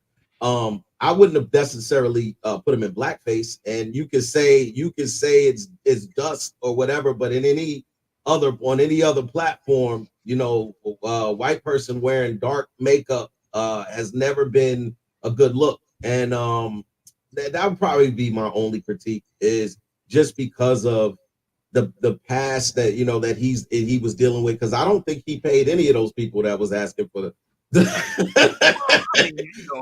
I'm just saying, when you already have that looming, that kind of still looming, and it wasn't looming to the point where people are really talking about it, but when you have a position in an all black film, and then you can call, like, again, when I saw it, I was like, hold up, who put blackface on this man? I did. It was literally dirt. It was dirt. Yeah, Listen, I just said that. I understand that it's literally dirt. I'm not saying that it's not literally dirt. What I'm saying is Benjamin Cumberbatch has a past that already kind of is a little bit checkered in that sense. So I would not have necessarily put him as the actor to play a man with dust all over his face and all over his body.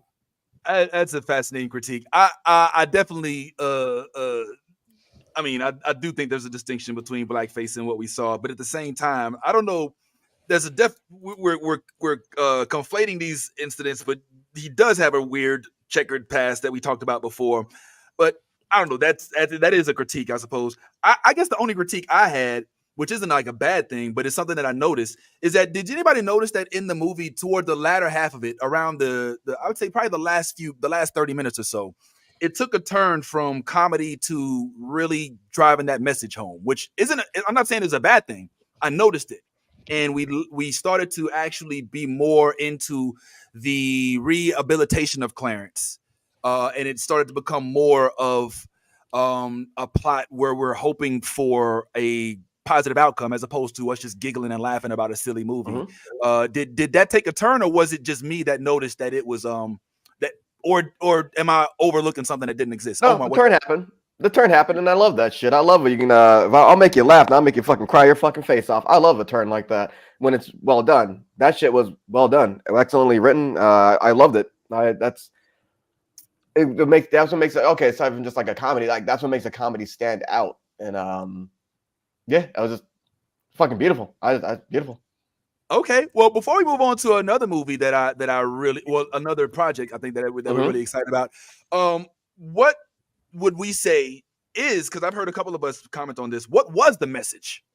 Like ultimately, I know we've teetered around it and played around it, but ultimately, do we have an idea of, since it sounds like they were trying to get a message across, what do we think that was? Steph, do you have any idea? Tiffy, then Omar, and then maybe Ty if you want. Is there an actual message that this movie's trying to get across, or is it just a fun fiction movie? I think there were several. I think one was that Jesus was chill and cool and good. And I think another message was that, and this is a true, real fact, the Bible is a book that was physically written by humans, wherever you say the inspiration came from. Like the Gospels are literally 4 perspectives of the same events from 4 different people, and they are not exactly the same. The Bible itself illustrates how humans are not infallible, and having humans write stuff down and then be translated into different languages over thousands of years by people with their own self-interest, King James, I'm talking to you, means that some messages from the original text are not going to be the same as what people are reading and receiving today. So that the movie illustrated that beautifully, and also that white folks have been killing us since the beginning of time. One of really the scene that got me, that had me like losing my shit, was the end, was the crucifixion.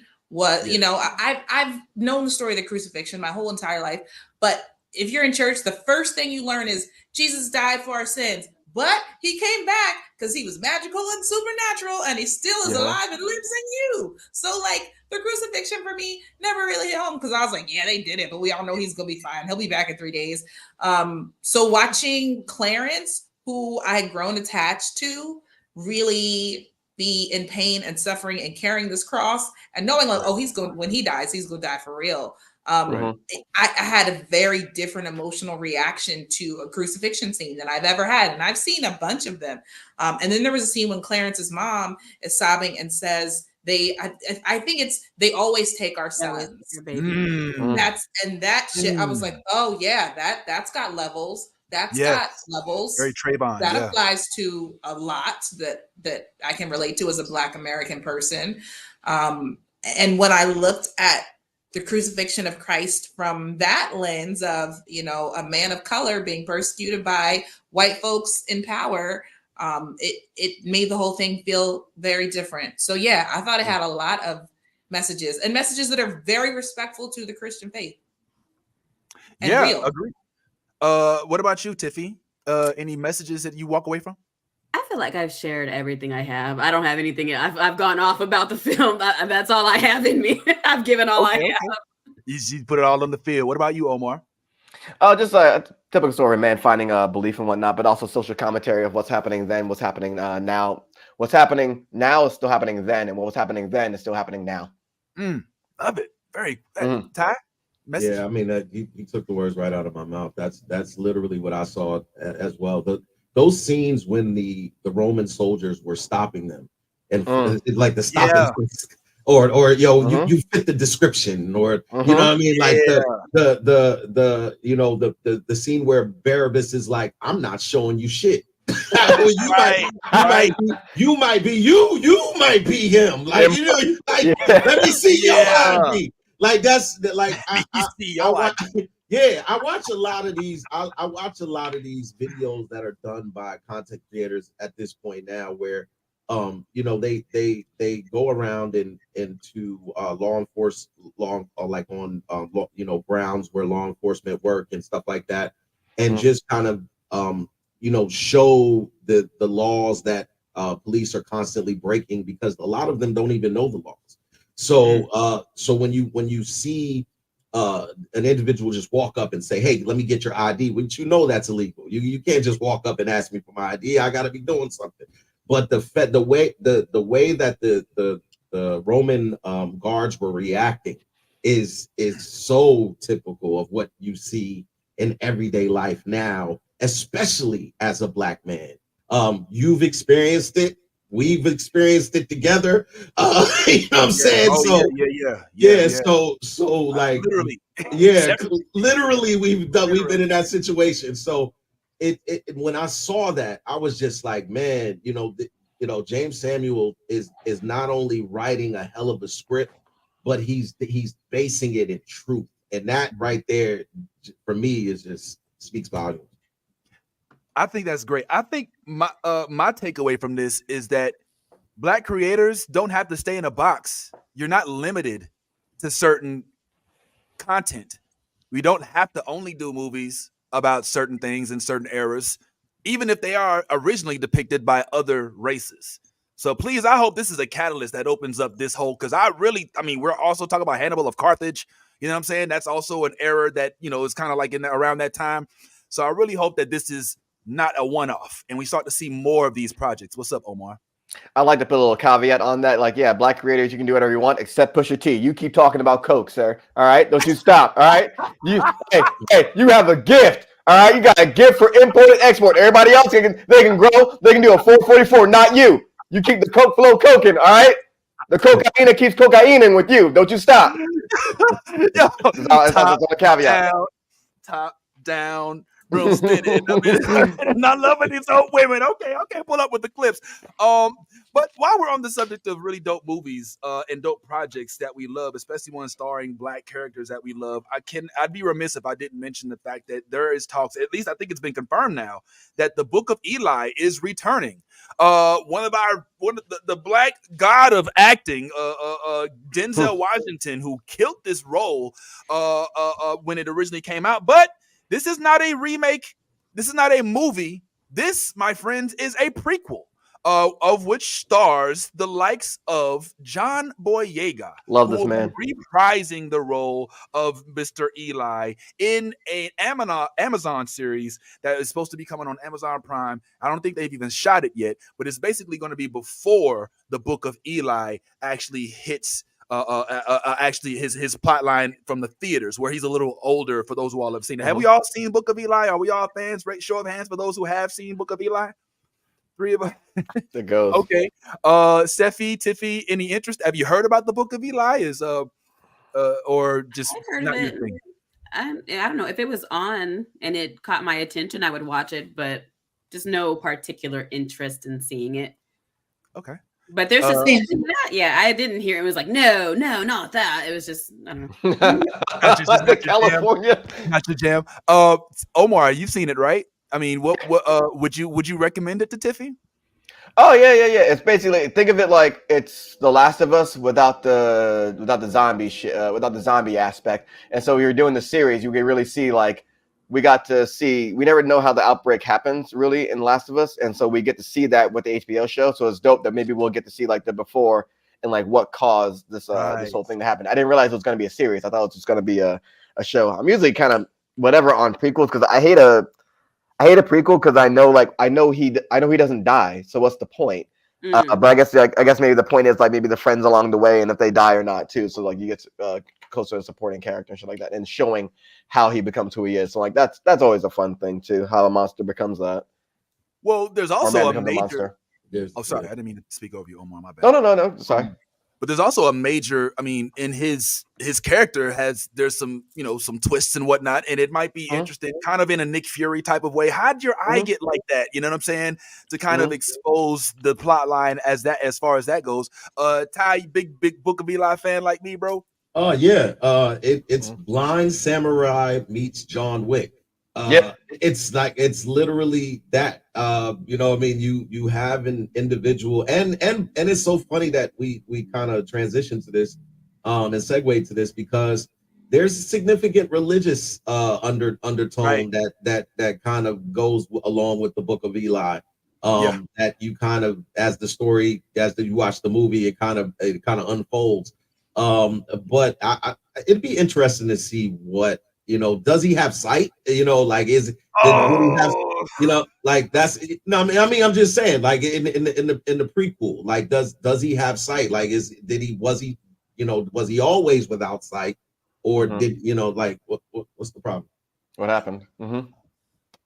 I mean, that's kind of a Sixth Sense spoiler, a little bit, isn't it? Like, I mean, this movie is like 20 years old. If we're talking about spoilers at this point, bro, like this movie is like 20. 20 I mean, yeah, but really, bro, like, come on, like spoilers.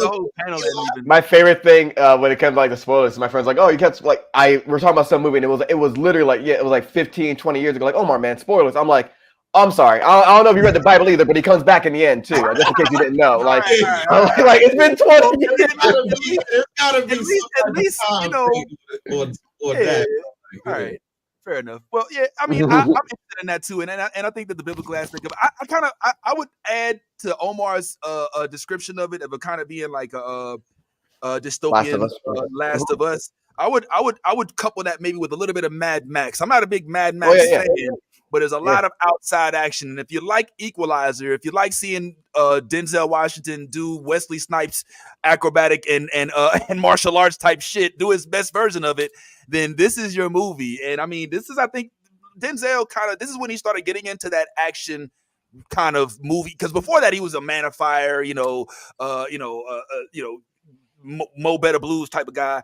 And this is one of his legacy. And frankly, Tiffy and Stephanie, I would think that, possibly the injection of John Boyega may increase your interest in this movie as it is a Amazon Prime release, since we all love John Boyega, right? Yeah, I think Steph might be muted. You're muted. It might be a good thing that she was muted because that's the hair toss was. What's up, Steph? Saying, Vince, you speak as if I'm shallow and make decisions based on the attractiveness of the male actors. I don't know what would make you think something like that about me. But now knowing that he's in it, you're probably gonna watch though, huh? Oh, absolutely, 100%. And John Boyega loves Black women the way that we love him. Yeah. That just makes him even more attractive. John Boy, man, listen, and I love that Star Wars made him a revolutionary. But that's a whole other story. We'll talk about that on another date. But it's not the only thing that's coming out. There's also another project that I don't think we'll spend that much time on. But I at least wanted to mention the fact that for those of y'all who are reggae lovers like me, or maybe married to Jamaican women like me, Bob Marley is going to be hitting the theaters. It's a biopic of which Kingsley Ben Adair, I think I'm saying his name right, who was also Gravik, and was in Barbie as well, will be taking over the role of Robert Nesta Marley. And I don't know, are we Bob Marley fans here? Hands up, Bob Marley fans? Anybody? Yes? Oh yeah. Just me? Nobody? Just me? Just I'm the only Dad would always play him. Yep. Us four. But there have been a lot of Bob Marley picks done in the past. I'm a little nervous about this one because There have been so many of them, and oftentimes when you start depicting a positive, a prominent Black historical figure, you start to get the same criticisms that you get with how accurately he's depicted. Is he really Jamaican? Does he really have Caribbean background? Does he really know how to speak patois? And I've already done some research, learned that Kingsley is just from London, and he had to learn patois through watching documentaries. Is this acceptable? Are we going to say cool? Are we going to give him any shit for not actually being Jamaican? Should one of his sons played the role? Because, I mean, his sons do act. One of them was in Shatas. I don't know. Maybe I'm talking too much. Anybody have any views on that? If not, I'm going to keep on moving.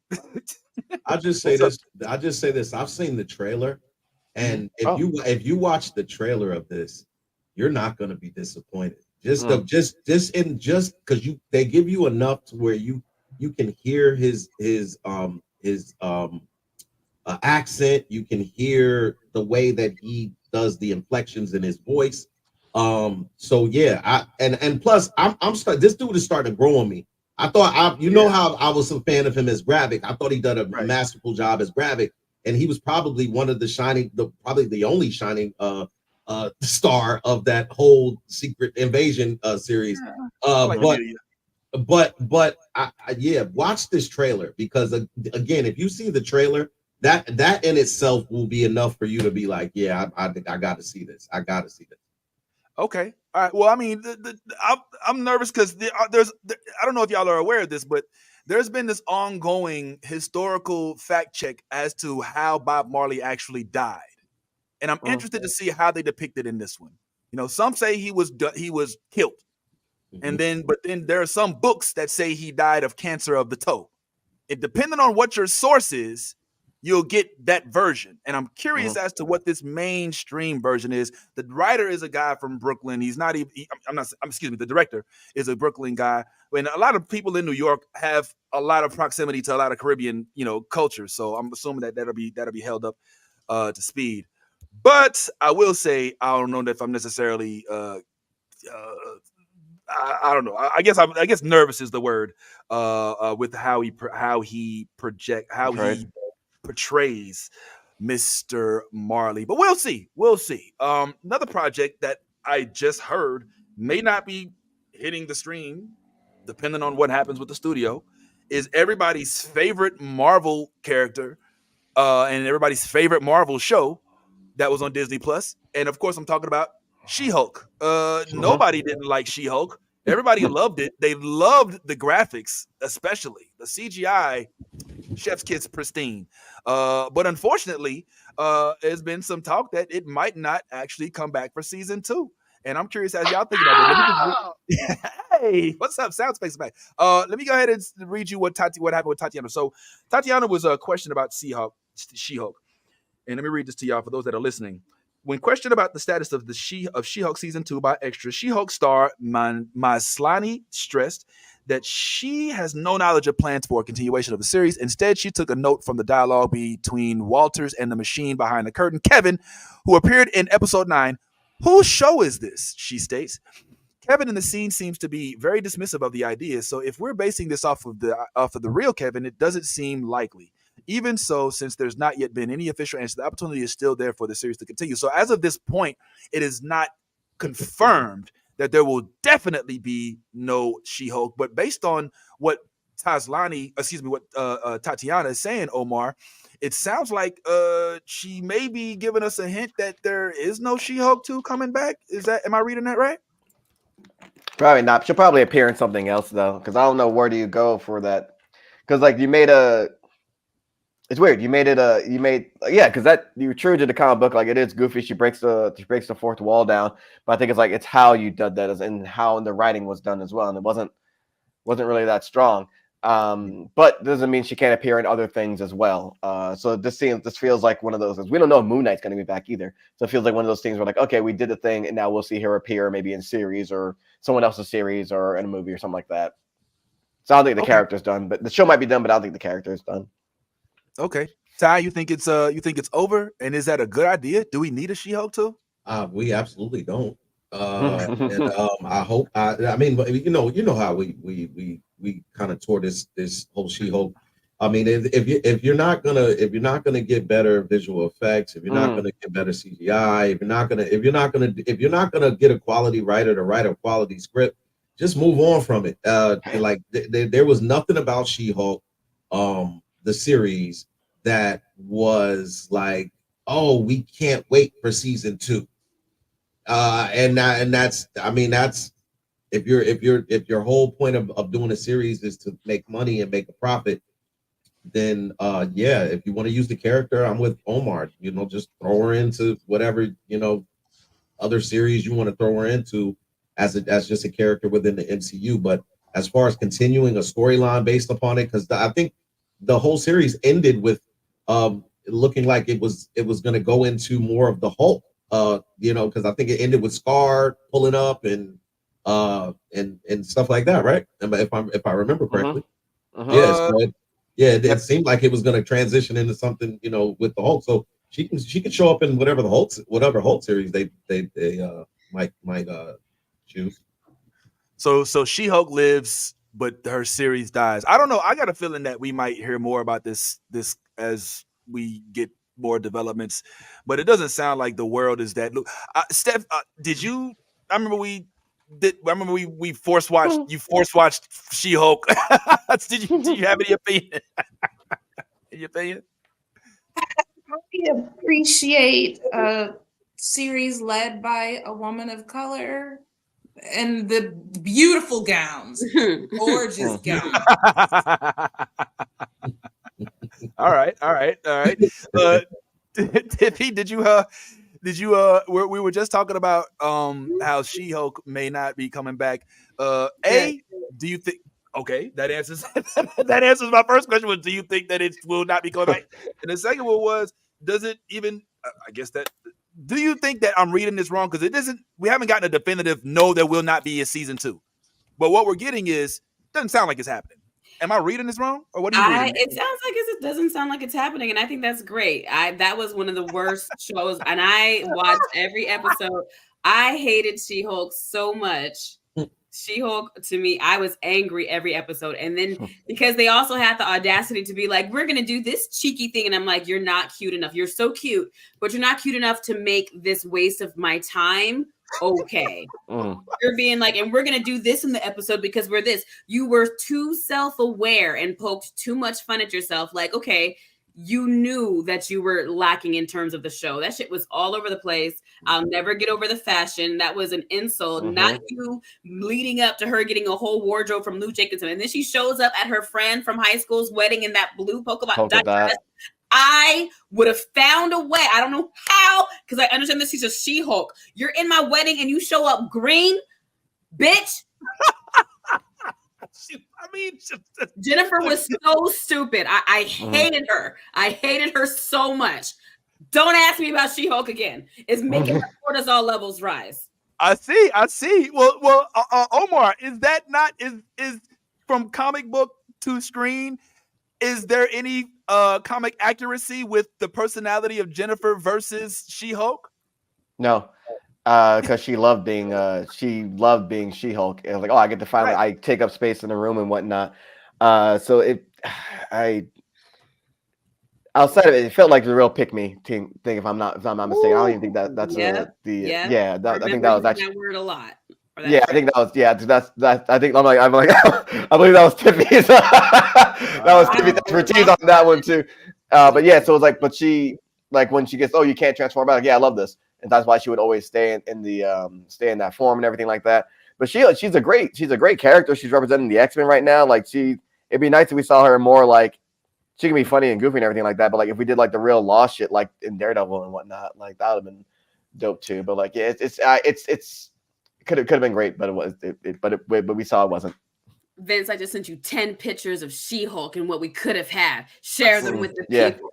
I will make this known to the public. That's what we could have had. I just did a video about She-Hulk and fashion, so I have those at the ready. But like when they talked about fashion and She-Hulk, that's what I wanted to see, because that's what She-Hulk is in the comics. That's her confidence. That's how she is as a person. So that is not what we got in this series at all. What about let me ask you this. What aspect, and this is the last question I promise, and Tiffy, this ain't directed to you, so don't ask you about She-Hulk, so we ain't on that. But what aspect of this series was trash based on the CGI alone? Like how much, if the CGI was pristine, like if it was Jurassic Park level, you know what I'm saying? I can't tell there's would it have made a significant difference in the reception of this movie, Ty, do you think? Well, first of all, it didn't even have to be pristine. It just had to be good. I mean, like it was like I already told you, anytime you see a Hulk looking like they're riding a wave runner, like, when they're walking across the screen, like come on, bro, like this, it was just horrible. Like the best part of She-Hulk was when it ended.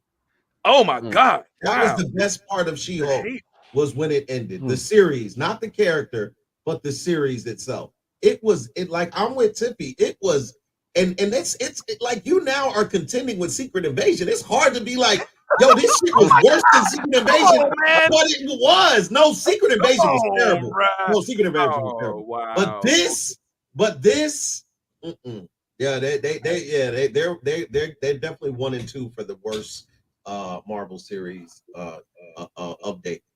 I think I'm definitely an outlier on this one. I actually didn't mind the show per my background. I thought it was a cool way to kind of take us out of the serious, oh, we lost everybody in Endgame and all these other things, to go to a humorous show that was basically all about just making light and poking fun of a lot of Marvel shit. I love the fourth wall being broken. Deadpool's the only other one that we know that does that as frequently as happens. But I didn't think it was as terrible as everybody's saying. But I get it. There was a lot of really fucked up shit that happened to Meg Thee Stallion. There's some cringe moments. But yeah, these are some pretty dope fits. I ain't gonna lie, Tiffy. Thanks for sending these over. And it would have been nice to have seen some of these portrayed. For those who did follow the comic, yeah, I could definitely see how you would feel like you had been robbed by watching this show.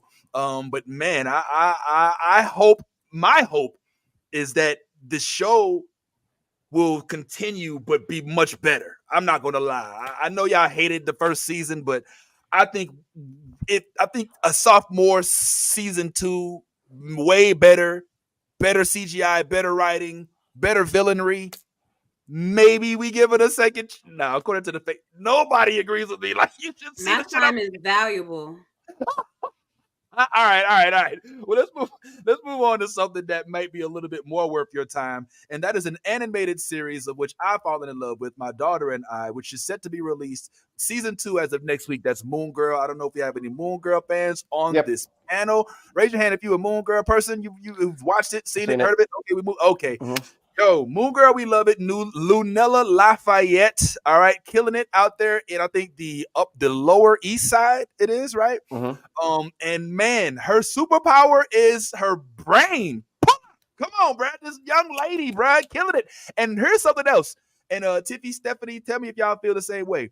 If you watched the actual series, season 1, they are so subliminal with some of their with some of the shit that they got going on. There is an episode where there's a white woman who's a villain of the Lower East Side, and what she does is she steals electricity from the city of the Lower East Side. There is a white woman taking power from the hood. Are you feeling me? There is another episode where the black woman's hair is the villain because it just won't act right. It just won't get together. And they have a whole there's a whole 30-minute episode where I get to watch with my daughter the struggles of a black woman and her hair and what they have to do, and how this has never been portrayed in an animated series is beside me. And I think it's so groundbreaking and monumental.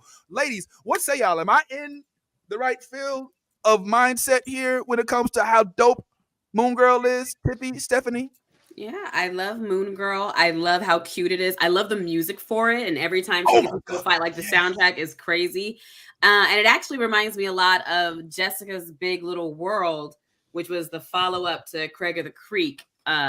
but it's his little sister and her like preschool adventures where you're like, this must be a show for a little kid. Maybe. I don't think so. It's like, I don't know if this was supposed to be for a little kid. I enjoy it. And it's crazy to see like again, like this little Black girl experience things with her hair or things that are so unique to the Black experience. And it's just in a cartoon and it's there. And we did not have that coming up. And it's so beautiful to see. So I love that we saw that. We get to see that with like everyday stuff with Jessica's Big Little World, but also with Moon Girl, we see her in this superhero space and just be so Black and unapologetic about it. And her friend being an influencer, and that is seen as a positive when normally influencers and shows are always ridiculed. I think that that's one of the most refreshing parts. Like she's her little influencer friend, and she's always there with her camera, and I'm just like, I feel seen. So that I think it's so cute. You can identify with the character, right? It always with her. She's just like for the content. I'm like, what do you think, Steph? So actually, I haven't seen it. I just support it for its Blackness. But I feel now like maybe I'll actually go and watch it. So I just +1 everything Tiffy said. I agree. Let me ask you this. This is an awkward question, so I'm gonna apologize before I even say it. But I want to tackle it because I think it is necessary. It is called Moon Girl. All right. Is there a way? Like I don't have any sons. Okay. But I wonder if this is the type of show that I would have to like tell my son, look, bro, this show is dope. You know, just because it's called Moon Girl, don't sit there and try to act like you can't watch it. Like, is that a factor in this? You know what I'm saying? Like, because the show is dope as shit. Like, Devil Dynasty is crazy. What's up, Ty? I can answer that. Prince loves it. For real? Okay. Yeah. Like, and that's not even a discussion you have to have. Like that, like just to put that out there, it's okay. So that like my son, but like it. Look, good content is good content. I'm not going, you know what I mean? I'm not going to sit here and be like, oh, because it's a girl and you should watch this or not. This is one of those really, really good animated shows where, you know, you're just because you're not a girl, he's got long hair, still has the same issues. You know what I mean? So I mean, like, you know what I mean? So at the end of the day, it is a great animated show. And I would love to see a live action Moon Girl. And by the way, if you need someone to play the character of Moon Girl, I would suggest the young lady who's playing on that show, Percy Jackson, right now. She is killing it. Percy Jackson. But the little girl on Percy Jackson, the little Black girl that plays Athena's daughter, she is killing it. Bro, like she is killing that. You might as well call that her show.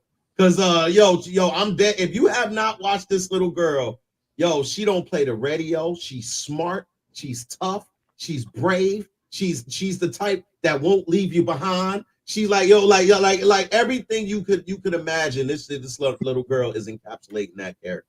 So yeah. Okay. Girl, live action. And here's why I love this show. The prospect for it to become live action is so seamless. You know what I'm saying? Like she's right there in New York. Who else is in New York? Everybody. Everybody. Nigga, goddamn, nigga, Spider-Man, Daredevil, She-Hulk, goddamn, nigga, everybody. Nigga, Black Panther was in New York for a little while. You know what I'm saying? Like, nigga, so how hard would that be? And they've already got Ironheart coming out. We've got a live action Ironheart. So it's only a step further. And let's not forget Miss Lunella ain't no bullshit. Okay, smartest woman in the Marvel universe. Smartest person. Smartest person. Smartest person, motherfucker. We're not even considering that just as a gender. I'm talking about over Reed Richards, bitch, over Bruce Banner, bitch. Fuck all y'all, goddammit. This little young lady in middle school is kicking y'all ass. All right. I'm gonna get off my soapbox right quick. But we'll talk about it a little bit next week as well, because I do have a clip from one of our prior guests who is actually playing a role in the Moon Girl series. So we'll play that clip next week. But yes, needless to say, we are all geeked up and excited about Moon Girl, especially since me and Kiki cosplayed as Moon Girl and Devil Dinosaur last year. But now we're on to some trailers. So we got to the last few minutes of the show. So with this time, since we are less likely to be taken off of the air, we would like to spend this showing a preview or two if we can fit them in. The first one that I would like to show you guys, I haven't watched the full one yet. Hopefully it goes all the way through. But if you were fans of Jordan Peele and fans of the movie Nope, then this may be right up your alley. That's right. I am talking about none other than the trailer for Monkey Man. And Monkey Man, for those of y'all that didn't see Nope, was a major part of this. Let's go ahead and give it a quick look-see and talk about it on the other end. See y'all in a second. Oh. Close your eyes and you will find yourself. When I was a boy, my mother used to tell me a story of a demon king and his army. They brought fire and terror to the land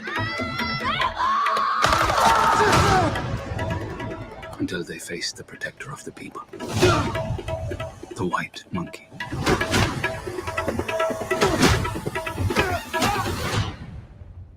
There you are. You are a beast. In this city, the rich don't see us as people. Give me the job no one wants to do. I'll do it. Anyone who forgets their place, it doesn't turn out well for them.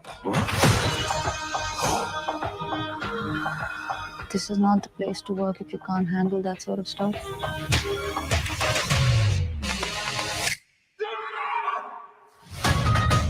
Every day, I've prayed for a way to protect the weak. I've got an answer to every prayer. I call her Nikki. Minaj, big bumper, nice headlights. Let's boogie.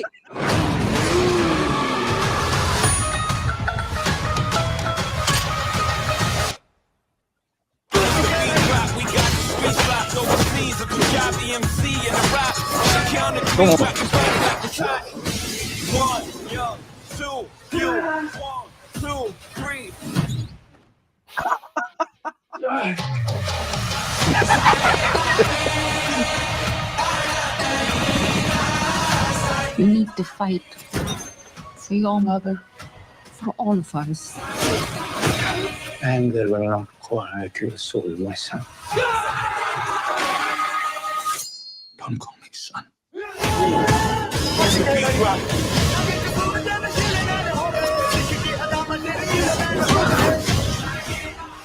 It's time to remember who you are. But only love kills more when will they learn.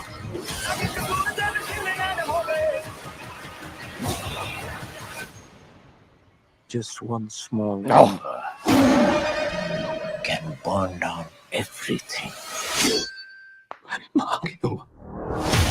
Ladies and gentlemen, are you ready for a fight? 1, 2, 3.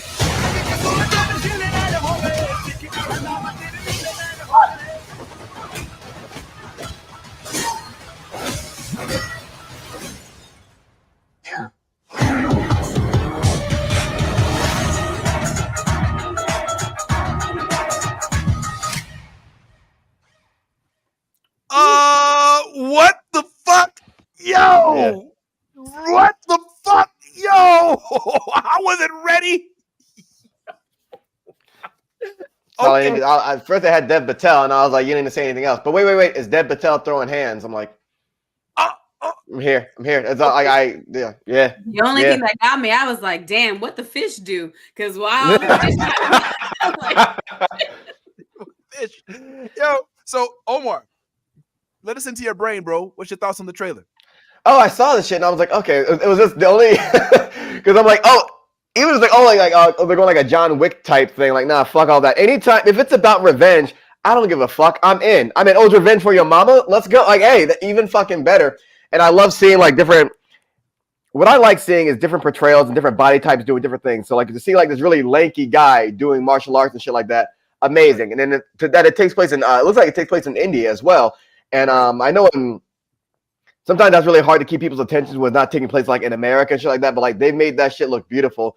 The only thing with the title, I'm like, why'd you call it Monkey Man? But then I realized, oh yeah, wait a minute, Hanuman is the deity. Like he's talking about the white monk, the white god, the white monkey that was to protect him, Hanuman. And I'm like, oh shit, the same one that was referenced in fucking Black Panther. Like, yeah, that's this monkey deity. And I'm like, I'm fucking with it. Like, yeah, I'm fucking with. The mask looked hard. The underground fighting rope. And like, my man would like, it looked like he's doing Muay Thai as well. Like the fighting style looks different as well. So I'm like, I hope we get to see like highlights. Maybe either if it's Muay Thai or an Indian fighting style. I'm like, I'm all for it. And Underworld and shit too. Like, yeah, and it's written and directed, and the screenplay was written by Dev Patel. Like, come on. Like this is come on. This is it. This is what I want. Yo, I mean, nuts. Steph, Tiffy, Ty, in that order. Like your thoughts, on this trailer. What say you, Steph? I'm glad that it exists. I see the importance of the representation. I probably will not be seeing it. I'm not a big fan of real violent movies. When I do watch them, it's only because Denzel Washington is doing it. I'll watch him do anything. But stylistically, it's not really for me. But I love that it exists because I think that different kinds of people deserve to see themselves in every kind of film. And I love that Indian people who love action movies like this have one that really centers them. I think that's important. So I might even buy a ticket. I'm just probably not gonna watch it, but I support it. Well, I support Jordan Peele's production, but I mean, I have a whole opinion of the other thing, but it sounded like Steph basically just said, "I love this for you." Yes. Tiffy, what say you? And then Ty, about the trailer. What are your thoughts? I mean, at first I was concerned because I'm like, all I heard was Jordan Peele and Monkey Man, and I was like, well, why would he do that? Right. So I'm like, okay, now I understand more. And then also hearing the backstory of Dev Patel not being able to get support or have his movie produced, or it was that's what that's what I had read, that it was going to be like a more indie type film or something of that nature. Like, please don't quote me on that. And then Jordan Peele stepped in to produce it, which gave it an opportunity to go to the big screen. Nice. I do not know how true that is, but I'm like, oh, that's a neat story. Either way, however it came about, I'm very happy to see the trailer because it looks amazing. I wouldn't necessarily consider. I think on paper I would say that I am not an action film girl, but I think that I am. I think I do actually like action films. So I would see that. I would look forward to seeing that. So I like a good revenge story as well. Fuck people up. They deserve it. Not just they but no, they all gotta die. But definitely, like, I'm here for a good revenge. See, but hey, I love it. We're running low on time, so Ty, let's get your thoughts real quick, bro, and let's wrap on up. All right, two things. I saw the trailer. One thing I've never seen in a movie is a person kill someone with a knife in their mouth. He did. He killed somebody in an elevator scene with the knife in his mouth and killed the dude with the shit. That's next level. And then for me, I can always appreciate realism, and jumping through a window is not easy. It's and more likely than not, you will probably bounce off the shit the first time. Not to say that I've ever jumped through a window, but it's not as easy as it looks in movies. So I did love the realism there. Like, yo, for real. I love it. Well, thank you so much, big bro. And thanks everybody for watching. We're going to go ahead and start wrapping up real quick for this week's show. We will have another broadcast tomorrow, so tune in then. But thanks once again for everybody on IG, Instagram, which is the same thing, obviously, X, Facebook, YouTube, Twitch, as well as those listening on the sites. Also want a quick shout out. We asked the question at the beginning of this broadcast, what was the nerdiest thing you did this week? And here are a couple of our answers. We got somebody said that they bought 2 new cosplay outfits, and that's pretty cool. And then Lisa says the only nurse thing she did was made a PowerPoint presentation about Hades and Narc. Oh, Jesus. But that sounds pretty fucking cool too anyway, Lisa. But anyway, guys, please enjoy the remainder of your weekend. And as always, as we always say, be your authentic self, because if you ain't, then you being fake. Go ahead, go like our other sites. If you know us on YouTube, Instagram, and Facebook, please, and Twitter, go ahead and like that if you haven't already. But in all things, if you's a geek, be authentically a geek. Go ahead, let that geek flag fly. Deuces! Hey guys, I love the new Blurred Order. You should too. Whoa.